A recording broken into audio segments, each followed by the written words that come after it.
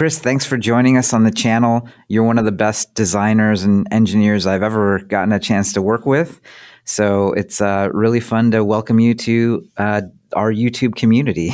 Thanks, Garry. It's great to be here, and it's been awesome watching you develop this from afar. So it's exciting to finally be in. So to start off with, why don't we cut to the chase, which is what is Rosebud?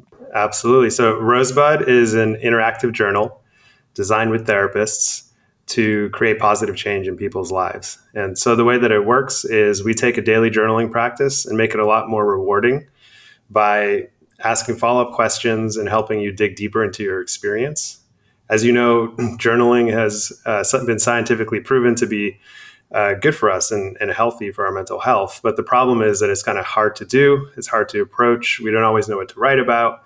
So we thought that rather than worrying about AI becoming self-aware, what if AI could help us become self-aware? And we think we've accomplished that, and it's very exciting so far. Okay, so one of the coolest things that's happening right now is that LLMs are turning out to be really smart and sort of infinitely patient, infinitely empathic. And that's one of the things that I think has been really impressive about what you built with Rosebud, that it's able to sort of keep you going on a sort of journaling, and even like some people sort of mention it as like a form of therapy. Yeah, we do have people that say that this is better than their therapist and having like deeply therapeutic experiences in the product.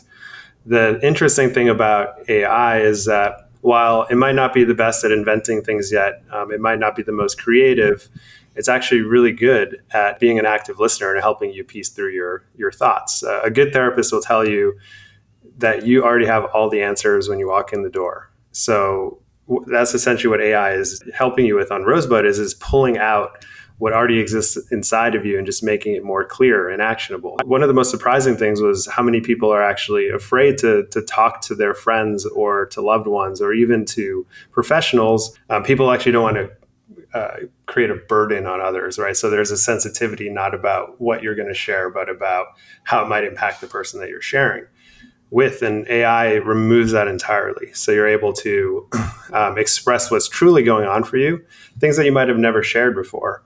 And then you're getting empathic feedback from the AI. And the way that we've designed it is really important to note, because if you go to ChatGPT or Claude, the last time I tried this, and you say, hey, I'm feeling sad today, it'll say, I'm sorry you're feeling that way. And here's a blog post. Like, here's 10 things you can do to, fix it.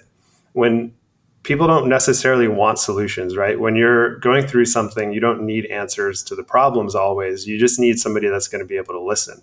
So we've trained the AI to be very concise, precise, and complete in the way that it communicates. So if you do share something sensitive, it'll say, thank you for sharing that. That must be hard. Why don't you walk me through what's going on for you? Like Garry, you've worked with coaches and you understand how they approach things. And it's very much like that, like a wise sounding board. They don't jump to solutions. Often, in fact, if you try to get them to give you solutions, they'll say, no, you already know the answers. Let's work through what's going on with you. And so designing these delightful AI experiences is actually an art in itself. The default of ChatGPT and Claude can be verbose and kind of over the top. And we actually have users that tell us they've tried all these different tools and they prefer Rosebud because of the way it responds. And so what that tells me is that there's actually a competitive advantage, and there's actually IP in the prompt engineering and developing these different experiences. And once you pull in all the data and the memory and everything that you could pull in to make the experience even more personalized, that's where you really start to get things to be hyper personalized and interesting in a way that you're not going to get from the bigger players right now. So there are, lots of options for journaling. And then I think, increasingly there are other options here as well. How do you think about, the role of both really sort of the top-notch software design, in addition to being really, really thoughtful about user experience? Like, that's sort of a thing that hackers and founders across all of tech, they're sort of approaching right now because everything's wide open again. Consumer has been closed for maybe 10 years, but AI has suddenly just opened up all of these brand new markets, like the markets that frankly previously we might have considered tar pits are not tar pits anymore. And this is almost certainly one of those areas. I think we're just at the very beginning of what AI is going to mean for software, consumer software development. The way that we've approached things is a focus on personalization, right? The thing that AI does really well is that it can tailor, it can take live context and generate something based off of that. Typically with software, you build the best UX and you kind of build one path. You might be able to do some differentiation through getting like input from a user where the experience starts to shift a little bit, but never have you really been able to do any sort of generative UI before. And that's the difference. You mentioned journaling, but I think this applies to all products.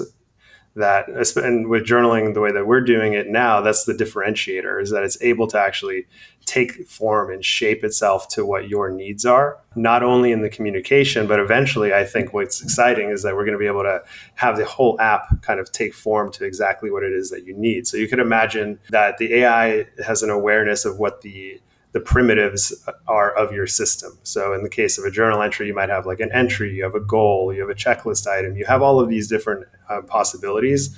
And then you can present this information to the AI with the context of what the user needs right now or what their request might be and generate like a dynamic experience for them. And so we've been working towards that slowly, where we're actually able to generate UI elements from the AI. And I think that that's only the very beginning. And I'm excited to see what, I'm curious if you've seen any companies that have been doing anything around this, but I think that's the future for software development. Yeah, I mean, I think the thing that we've been seeing that you have really nailed is this idea of a memory. Yeah, even just using Rosebud myself, like I'm pretty impressed by, it's not just a good listener and asks good questions afterwards. It's also days or even weeks later, it'll ask just sort of good questions about like, hey, you were saying you were having a problem with, such and such person in your life. How's that going? Right. I think that you're sort of exemplifying one of the main things that's really cool about software today, which is it can actually have a memory. And there's just something very satisfying about, being asked these things that even your best friend, like sometimes your spouse, like that, they're living their lives.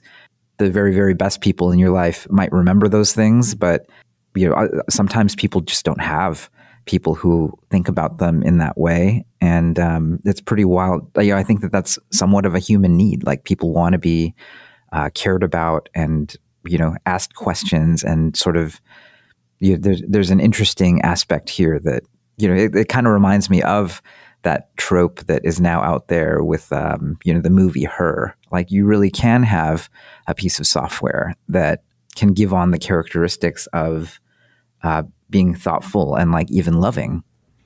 Yeah. That goes into a different territory. I think an interesting area to explore is how people develop relationships with AI. Her is obviously like, an extreme example of somebody developing an emotional, intimate relationship, a dependency in a way that you might, relate with another human. I'm not sure that that's the way that I'd want to see things go ultimately. The way we look at it is more providing people with the basic level of support that's required to be able to, function. If you're not able to get access to that, or you're not able to speak to a loved one, or they're not equipped to like support you in the way that you need, that's always there. But the end goal is that we're really trying to, give people the confidence to show them what like healthy relational communication looks like, so that you can bring that to your relationships and then, feel more confident engaging with the real world. It might be a little bit more of a dystopian direction to go where, like, hey, I don't need anybody else. I just need this AI because it understands me. The problem with these AI agents and going into like how you design these is that it doesn't have boundaries. So it's always there. You can talk to it whenever you want. It's not like, hey, I'm not in a good mood right now. I can't, it's just not holding any sort of boundary between you and them. So the relationship is immediately kind of unnatural. You could go and try and design boundaries into it, But now you're kind of entering this uncanny valley of like, hey, we have to kind of fictionalize that this AI is busy and has other plans or whatever. So I think it's really important to consider that in the design. How do you install some level of boundaries, and what is really kind of the extent of the relationship that you're expecting the AI to have with each individual? We've seen users that could be on Rosebud for like 4 or 5 hours a day. At that point, we were like, wait a second, is this healthy? We can't see anything that they're sharing, so we don't know what the nature of these conversations are. But it's certainly alarming, and it brings to question, like, how do we design this in a way that it serves its purpose and it's not having like a codependent relationship with our users? That makes sense. I mean, even your homepage really sort of emphasizes, the best thing I've done for my mental health. Are there like psychoanalytic traditions or sort of different types of therapies or aspects of the existing mental health field that you've brought in to how you approach the prompting and, how Rosebud works? Definitely. I think there's been a lot of great work done over the past several decades in psychology and psychotherapy, as well as, coaching and other frameworks that have been effective. So we've taken a lot of notes from all of these different ones to combine it into the core experience. Notes of things from like IFS, internal family systems, which is a really powerful therapy framework. And we worked with therapist David Coates to develop an IFS journal so that if you really want to experience a particular therapeutic modality, you can in Rosebud. There's also ACT, acceptance and commitment therapy. CBT, of course, is one of the most popular ones to affect positive change. So we do consider this, and we have worked with therapists and coaches to get feedback on the responses, and then go back and iterate on the responses. And this has been a result of like a year, of tuning things and fine tuning the responses to be in line with what you might expect. So yes, it's definitely important to what we do. Have you seen anyone request that, their journal be made available to their therapist, or like, could you see that being more integrated into an existing therapy practice? Yeah, absolutely. We just got a piece of feedback today saying, hey, I don't see a share button on the app, and I usually share with my therapist. So we typically see people share with their therapist. We see therapists recommend Rosebud to their clients. And so they are already using this. This is an emergent behavior. When we first started working on this, we weren't sure how therapists might react to it. Of course, we talked to some that loved it and wanted to help, but we weren't sure the general population, how they would react. But we see it often in feedback like, hey, I'm a coach, I'm a therapist, this is great, I recommend it to my clients. So this emergent behavior is really interesting to us, and we do wonder, are there ways for us to facilitate this a little bit more easily? So is it something like you can give special access to your journal to your therapist, or specific access to specific parts of it? Can a therapist drop journal prompts or homework into your Rosebud, and then they're able to see the result of that? I think there's a lot of interesting opportunities there that we're going to be exploring. But in the meanwhile, the benefit I think that they're seeing already is, imagine you're a therapist and that your client is like doing their homework and they're being taken care of and focusing on their personal growth, like in between sessions. So when they show up to the next session, they already have thoughts. They've had conversations. They're ready to talk. You don't have to like cold boot at the beginning of therapy and say, oh, well, what did I do this week? No, you show up ready, and it makes the sessions way more productive. So I think the reason they love it is that, and also that, in between sessions, that they're getting support when they need it, because the therapist might not always be available in between sessions to field one-off requests.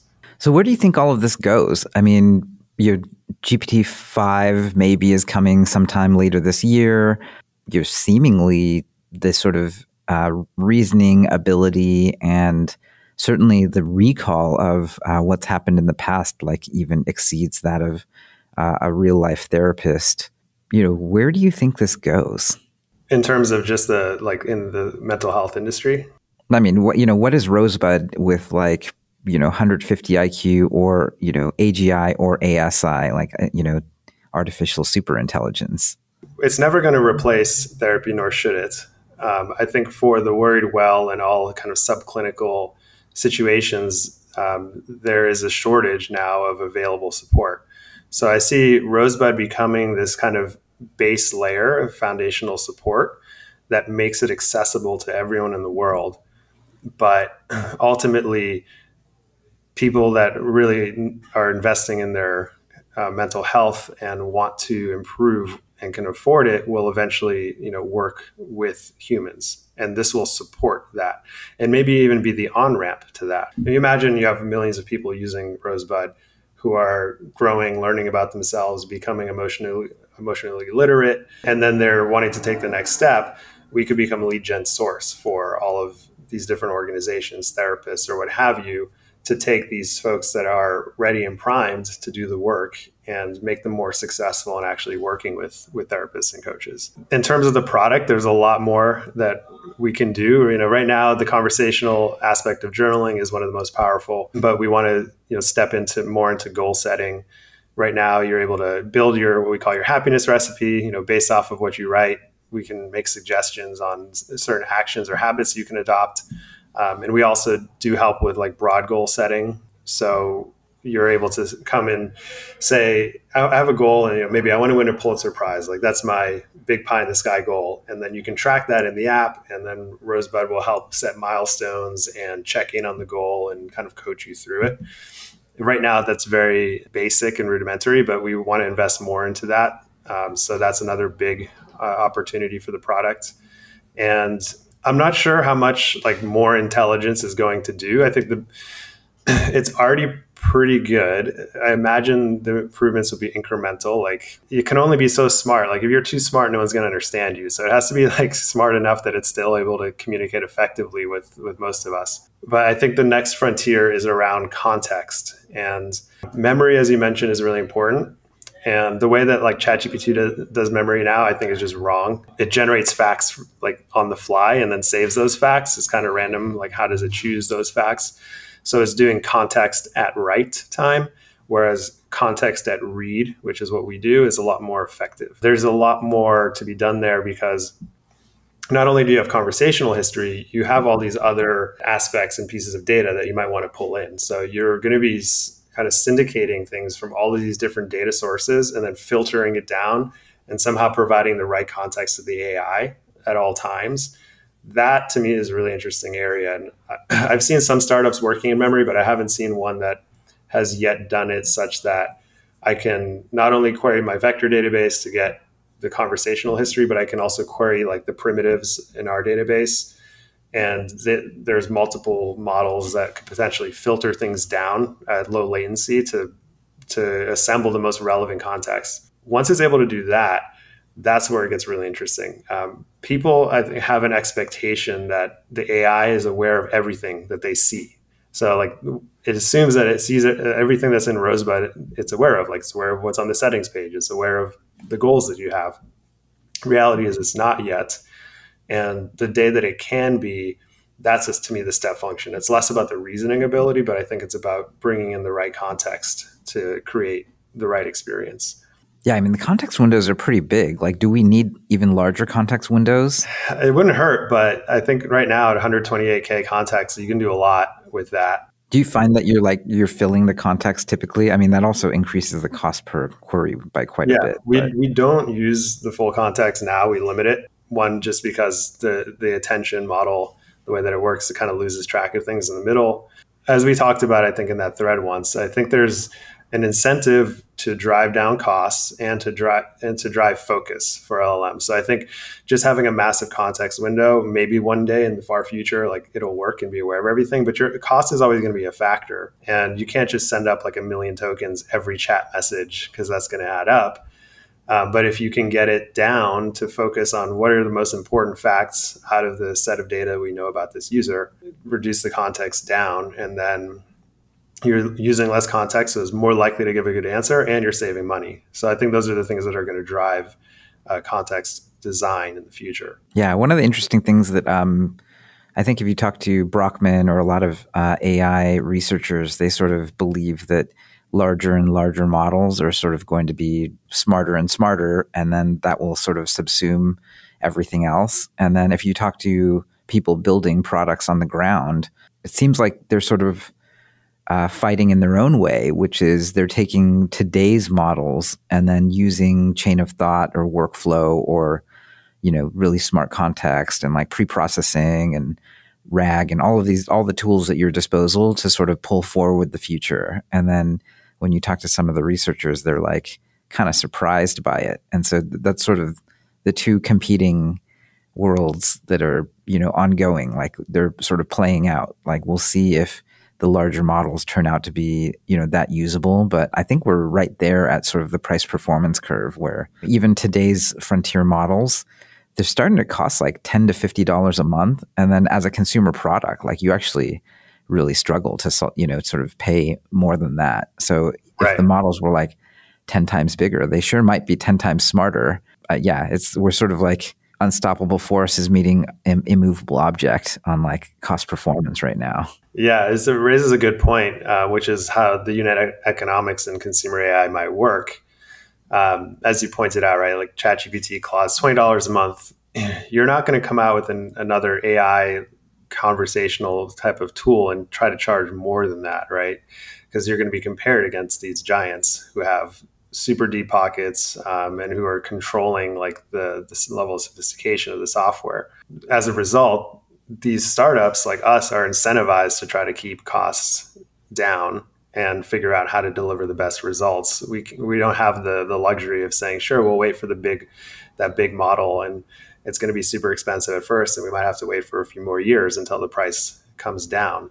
So we consider doing things like usage-based pricing, but we didn't really do a full test on this, but I just don't think that it will be straightforward enough to people.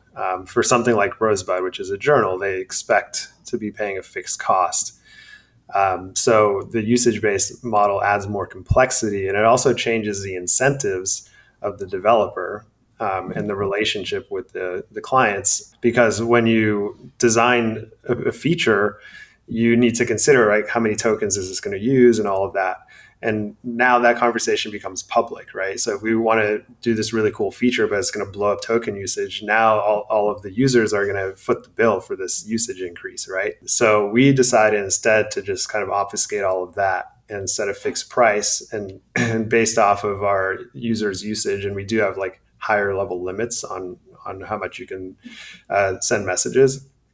But that allows us to ensure that we're seeing some profit margin on every user. And the thing that led us to this was one of those power users that I mentioned before that was spending like 4 or 5 hours a day on the product was costing us like $500 or $600 a month, one person.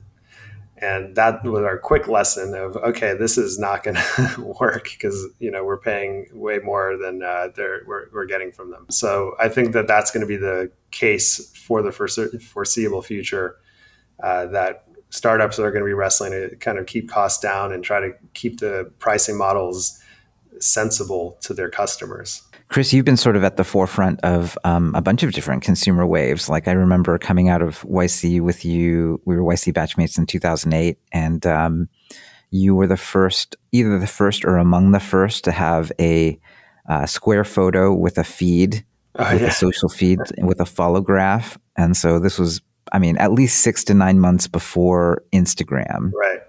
And it was called Treehouse. And then later you were the co-founder of Secret, which was sort of like the bridge too far in consumer social. Sort of like it was like the last wave of consumer social that had like really insanely high retention, and then it sort of dropped off a cliff. What drove you to work on this? And then where do you think we are in this cycle? Like, how'd you find this area? Yeah, that's a good way to phrase it. It's the way I see it is now, after having all this experience, is that life comes in waves. Some waves are big, some waves are small, some waves will crash. And the Web 2.0 wave that we were riding with social is definitely a kind of a long and rolling wave, and it's still with us here today. And then we had the crypto and NFT wave as well, which was probably more of the big wave that crashed. And we'll see what emerges next. And now this wave with AI feels like the the type of one that's going to be long and rolling as well. It doesn't feel fickle. It feels like has real value add and applications. Um, and the through line for me between all these different products has been, since the beginning, we've wanted to help people connect more meaningfully with each other. From whether it's Treehouse sharing photos, or Secret kind of getting things off your chest and seeing what your friends really think. And now with journaling with AI is about really understanding yourself better. As I reflect on my own kind of career and things I focused on, that was the through line. I think helping ourselves understand each other and ourselves better so we can feel more connected ultimately. So, Chrys, we got to close out, but I just wanted to end with the question that I often ask guests on this channel, which is, what would you sort of like send in a message in a bottle to the 18 or 22-year-old version of yourself, knowing now what you know about building products and tech and, being a designer and an engineer who, really thinks thoughtfully about how people use software and how software is going to change people's lives? Like, what would you tell the 18 to 22-year-old version of yourself? The first thing that comes to mind is you're exactly where you need to be. Keep doing what you're doing. People might tell you that, oh, why aren't you going to college, or why aren't you doing all the things that you're supposed to be doing? And then you're going to feel like you're doing something wrong, but you're doing the most right thing that you could ever do right now. And keep going. That's the first thing that comes to mind. That's awesome. Okay, so where can people find Rosebud? Yes, go to rosebud.app, and you can also find it on the App Store and the Play Store if you just search for Rosebud. Awesome, man. I'll catch you real soon. Awesome. Thanks, Garry. Catch you Have next a good time. one. Bye. Bye-bye.